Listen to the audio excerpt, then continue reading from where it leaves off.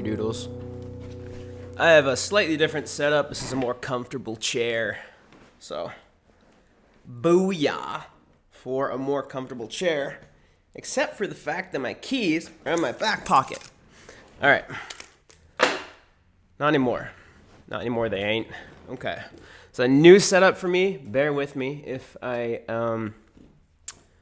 look awkward and the framing's not perfect. It will get better in the next video. So, I'm going to talk about the story that I alluded to several times about when I was homeless in Colombia. And this is the reason why I'm more structured and prepared with things. It's the main reason why I am so motivated to work on my finances, because I've been to rock bottom.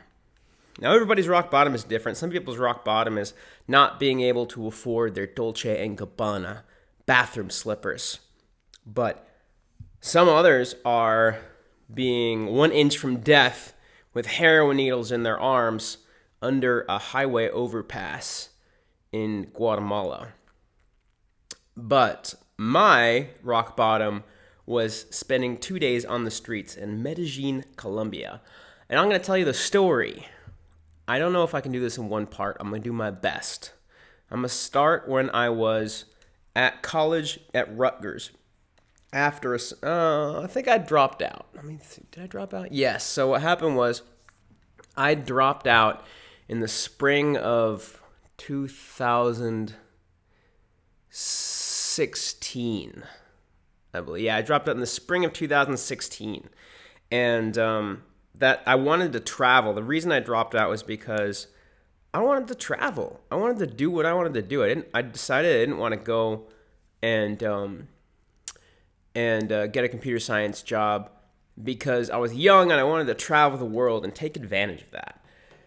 And at the same time, I was taking a class called The Hero's Journey, and it was talking about how sometimes you hear the call to adventure, and something within me was like, I'm hearing the call to adventure. Like, I need to take it. Like, this is just a class examining the hero's journey, but I feel it. I need to go and take it. This is the one time I'm going to take it. I'm going to go into the wilderness on my own. And I was so motivated because it felt like it was a coming-of-age story. It was a rite of passage. So we don't have rite of passage. We have like some, which is like getting your first car is a rite of passage, graduating college, maybe like renting your first apartment. Those are all rites of passage, but they don't feel like a deep journey, like a huge, like deep rite of passage that speaks to your soul.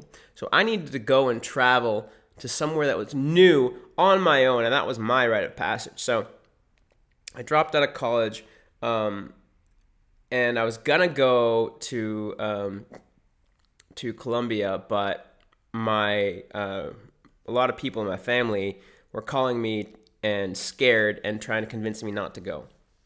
And unfortunately, they succeeded. So I took a few classes that semester, dropped out of those. I actually took them just to get the financial aid, if I'm going to be honest, because I would get like a $2,000 reimbursement that I used for expenses and stuff. And then I went and rented a place with some friends, and during the summer, and then at the end of the summer, I went ahead and went on a road trip, 3,000-mile loop from New Jersey down to Florida, over to New Orleans, and I found the amazingness of boiled peanuts, because my family is a pretty liberal family. I grew up in Northern California, and so the South was like, oh my God, they're so backwards in the South. They're horrible people. Like, they're such bigots. Like, the South is just a weird place. And I'm like, well, I need to see for myself. I need to see what the South is like for myself. I need to see what it's like. And so I went and I traveled to Orlando, which I've been to before. It's not really the South, but I went to New Orleans, which also really isn't the South, but it was a new place I'd never been to before. And then I went to Nashville, which is, and I drove through a lot of like Alabama, Kansas.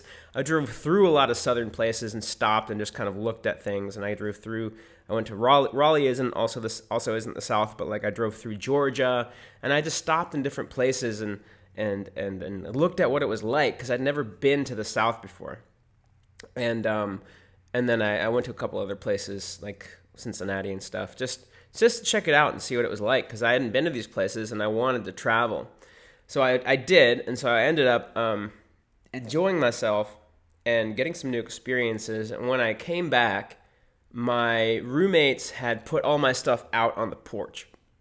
They had it was a really shitty bad relationship. They'd essentially stabbed me in the back, and I don't forgive them. I blocked them all. They weren't good friends. I blocked them all, and will never talk to them again. But it was a chaotic time for me. I didn't have money. My family had stopped supporting me, and I didn't know what to do with my life. So what I ended up doing was getting another ticket to Colombia. I was like, you know what? I was wrong for listening to them in the first place. I need to go to Colombia. I came back from my big old trip, and I'm trying to think the timeline. I might be getting the timelines mixed up, like which summer is which. I came back. It was like early August. I think I came back in like mid. Oh no, so that was the August before. I'm getting all mixed up. I'm sorry. I'm getting all mixed up. That was the summer before. Damn. Like, okay, so the road trip was the summer before, and then I'd gotten out of the road trip, and then I started driving for Uber. But then a couple months later, I totaled my car that I was driving for Uber. And since I had dropped out of college, my parents stopped supporting me. So I was couch surfing on my friends' couches until they got annoyed with me, and until I had no more friends to ask for help from. And I remember I slept in the university library, the main university library, and I still had my ID on me, but I wasn't an active student. And I remember I woke up in the morning looking at the boots of the security officers, like campus police. And they're like, sir, you can't sleep here. Are you a student here? And I'm like, well, I'm not actively enrolled, but I was last semester. And I was during the summer because I was taking summer classes. Here's my ID. And they're like, okay, yeah, well, you can't sleep here, so don't sleep here. And I'm like, okay, fine. And so I couch surfed between different friends' places, and eventually they kind of I couldn't find a place to couch surf, so yeah, I slept in libraries. I didn't really know what to do. It was a really scary part of my life because I was sleeping in my car after my roommates kicked me out. And then my car got totaled, and then I slept in libraries and stuff. And eventually, I got a job at Walmart. And I was just like going to Walmart making pennies, and they were so horrible to me. They made me work on Thanksgiving and didn't even give me any extra pay, and gave me like a coupon that I couldn't even fucking use. It was for like 10%. It's really stupid. And so I went, and I was working there, and I was working in the electronics/photo department, and somebody had come up to me with these photos of an amazingly gorgeous wedding, and I was like, where is this? And I'm like, oh yeah, we got married in Colombia. And I'm like, wow, it looks gorgeous. I'd love to go there. And she's like, yeah, go, you should go. Like, it's really cheap, it's really easy to get to, and it's a lot safer than it used to be. And I'm like, oh, that sounds gorgeous. I'm gonna go. And I promised her to go. This was in December of 2016. And so I bought a ticket I saved up for a ticket. I bought a ticket in, I think, February. And I went 3 weeks. I couch surfed in New York City because I was like super broke, and couch surfing's free.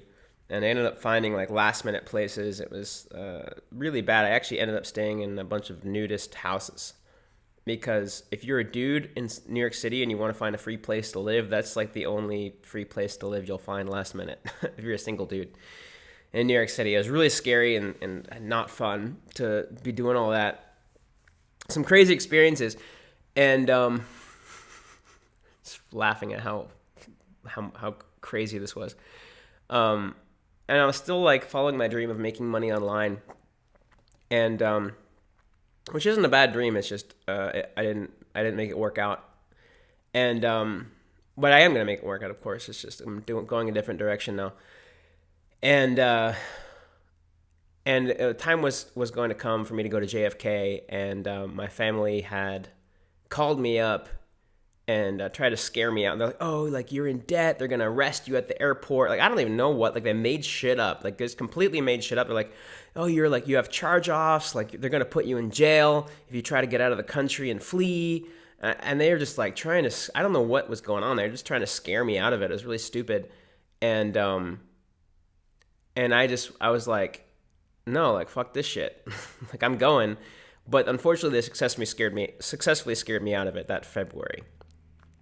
And so I called my friend up. I'm like, I'm going to go back to college just for one semester. And I ended up doing that, like I said before, just to get the $2,000 because they were going to give me like $10,000 and then everything cost like a total of $8,000 or something. So I got like $2,000 back in a check that I used for rent and food and stuff. And so I went and I went to my friend's place for a couple weeks, or for like a week or so, and then I moved to a place right on the avenue everyone was partying. It was kind of fun. And so I moved to a place, and I was like staying in this place, and it was really nice to just have a place to stay. And took a few classes and dropped out super quick and stopped going, but I kept the money. And then like that summer I traveled a few places, and one of the places I traveled was my cousin's wedding, and I knew that after the wedding I was going to go to Orlando, and I was like, you know what? I'm going to find a flight from Orlando to Colombia because I shouldn't have denied myself that trip. I wanted to go on that trip. I let my family scare me out of it. I'm going to go. So I went to Orlando, stayed at my cousin's house for a little bit, and then after like a week or so, he was like, yeah, you need to get your own place. And so I got Airbnb, and it was just a chaotic time in my life. I just felt so entitled because my whole life I hadn't had to have a job. My dad would give me money for everything, and then all of a sudden he's like, yeah, well, that was because you're going to college, so now I'm not going to support you, which makes sense. It's fair. But I didn't know how to make my own money, so I was just flying by the seat of my pants, feeling super entitled and spoiled. And so I was barely making enough money in like Fiverr doing graphic design stuff to get an Airbnb. Like every night it was like down to the wire to get what I needed to get. And I bought the ticket for Colombia partially from a voucher because I'd stayed in the airport 12 extra hours and got put on standby, and in the exchange they gave me a voucher for like $750. And so I used that to get myself a ticket to Colombia. And I remember the ticket was for September 11th, 2017. And there was a hurricane that came, Hurricane Ida. And it was supposed to go directly over Orlando, but it kind of missed it, and we got the edge of it. And, it was pretty crazy. Like, the rain was, like, beating the windows, and, like, some of the power went out, and, like, the water went out. They turn off the water before every hurricane because they can't process it, and because they have to shut the water system down, so they just turn off the water, like, hey, get all your water, get everything. And I stayed at this girl's house. I'd met her. She was a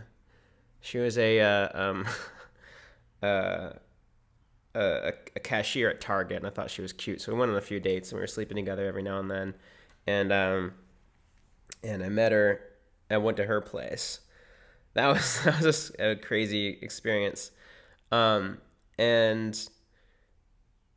it was, I think September 11th that year was a Monday, and so that Monday, all the flights were grounded because it was the last day of the hurricane, and the next flight, everything was fine. And I'm really glad that everything was grounded that day because I decided that I wasn't going to go to Colombia because my family called me up again, and they tried to scare me out of it a second time, and they were successful. But the morning of the 12th, they gave me an email like, hey, by the way, like I know your flights are grounded. You can reschedule. Just come in, and we'll fly you out the next day. And so I went into the Orlando airport. Oh, so I woke up that morning. I was at an Airbnb because I left the girl's place, and I went to an Airbnb, and I was like, I was going for a run that morning, and I remember I asked a random person. I'm like, hey, like I have this question, this random question. I bought a ticket to Colombia, and it got moved to today from yesterday because of the hurricane, and I'm really scared, but I think I need to go because I know I'm going to regret it if I don't. And she's like, you should go. And I'm like, you know what? You're right. So I went back, took a shower, called an Uber to the airport, and I got my ticket to Colombia.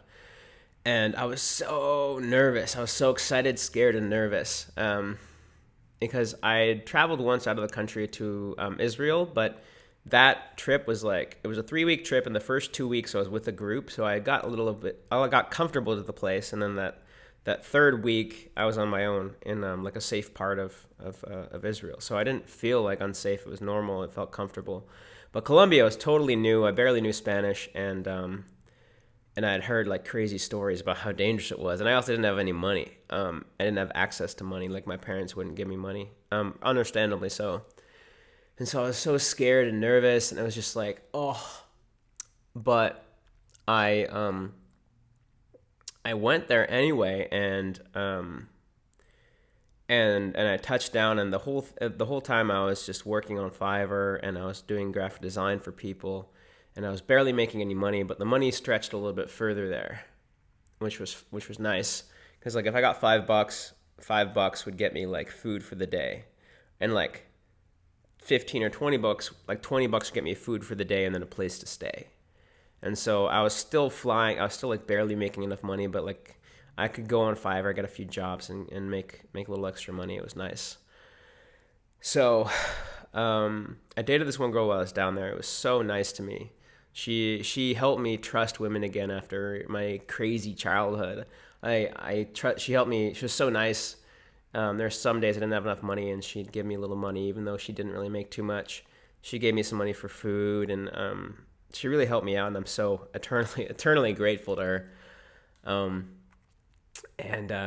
she made me really happy, and like it was my birthday while I was down there, and she like surprised me by coming to my place and bringing me a cake, and I was like, oh, this is so nice. I just felt so happy. She was a really great girl to be with, and then I'd moved cities from Cali, Colombia. I went to Medellín. And I think I'm going to leave it here. I'm going to make this a 2-parter. But I remember, I guess I'll end it when I remember I had, we both went to the train station, and I remember we had like some kind of snack, and we said goodbye to each other, and I was like crying a little bit, and she's like, don't cry, you're going to make me cry. And I'm like, oh. And she was just the nicest woman I ever dated. Up to that point, there are some great other amazing women that I dated too, but she was one of the first ones that really helped me see what a great relationship can feel like, even though it was only for a few weeks, for like a month. We dated for about a month, I guess. Even though it was only for about a month, maybe like a month and a half, she really helped me see what a great relationship can feel like. So I'm eternally grateful to her. I'm grateful to Colombia for all the things it taught me. And in the next episode, this episode was like how I got to Colombia. In the next episode, I'm going to lead into how a little bit more about Cali before I left, a really horrible situation I got into where a hostel owner got into a fight with me and almost punched my lights out and put me in prison because he paid off police. He was like threatening to pay off the police and put me in prison.